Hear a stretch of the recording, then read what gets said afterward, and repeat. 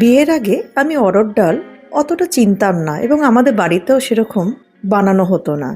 বিয়ের পর চাকরি সূত্রে যখন আমি প্রথম গোয়া যাই তখন আমি এই ডালটার সম্বন্ধে জানলাম এবং খাওয়া শুরু করলাম। গোয়ারই এক বাঙালি কাকিমা এই ডালটা আমাকে রেঁধে খাইয়েছিলেন এবং আমার ভালো লেগেছিল, ওনার থেকে আমি শিখে নিয়েছিলাম।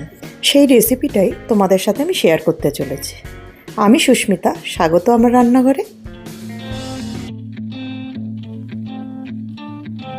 এখানে আমি মেথি শাক দিয়ে ডালটা বানাচ্ছি এবং মেথি শাকটা ভালো করে ধুয়ে পরিষ্কার করে নিয়েছি আর রাফলি চপ করে নিয়েছি। খুব ফাইন চপ এখানে শাকটা আমি করব না। অন্যদিকে ডালটা দেখতেই পাচ্ছ আমি কুকারে সিদ্ধ বসিয়ে দিয়েছি নুন তেজপাতা দিয়ে। আর এখানে আমাদের কড়াই গরম হয়ে এসছে, সর্ষের তেল দিয়ে দিলাম আর শুকনো লঙ্কা সাদা জিরে ফোড়ন দিলাম, কিছুটা হাফ স্পুনের মতন হিং দিলাম। ফোড়নটা ভাজা হয়ে আসলে আমি পেঁয়াজ কুচিটা দিয়ে ভালো করে ভাজতে শুরু করলাম। ভাজতে ভাজতে দেখতেই পাচ্ছ পেঁয়াজের রঙটা যখন চেঞ্জ হয়ে আসলো তখন আমি কিছু রসুন কুচি দিয়ে দিলাম। রসুন কুচিটা দিয়ে আমি পেঁয়াজের সাথে ভালো করে ভাজতে থাকবো। আর একটু নুন দিয়ে দিলাম, হলুদ গুঁড়ো দিয়ে দিলাম, লঙ্কার গুঁড়ো দিয়ে দিলাম, গরম মশলা পাউডার দিয়ে দিলাম। সব দিয়ে মশলার সাথে ভালো করে ফ্লেমটা লো রেখে আমি ভেজে মশলা ভাজার গন্ধ সুন্দর বেরোলে তখন আমি যে চপ করে রাখা মেথি শাকটা সেটা দিয়ে মশলার সাথে সুন্দর করে ভাজতে থাকলাম। আমি কিছুক্ষণ এটা ঢেকে দেব শাকটা যাতে মশলার সাথে কুক হয়ে আসে।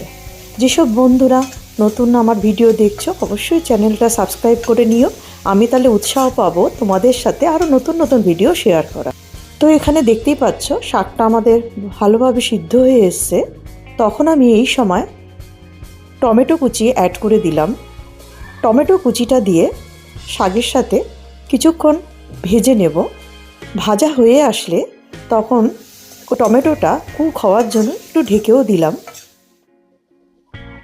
দেখতেই পাচ্ছ টমেটোটা এখানে অনেকটা গলে গেছে। তখন আমি ডালটা যে অরহর ডালটা আমি সিদ্ধ করে নিয়েছিলাম সেটা তাতে ঢেলে দিলাম।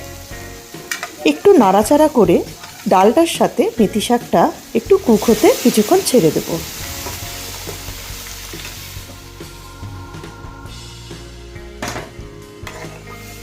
ডালটা আমাদের এখানে ফুটে আসছে।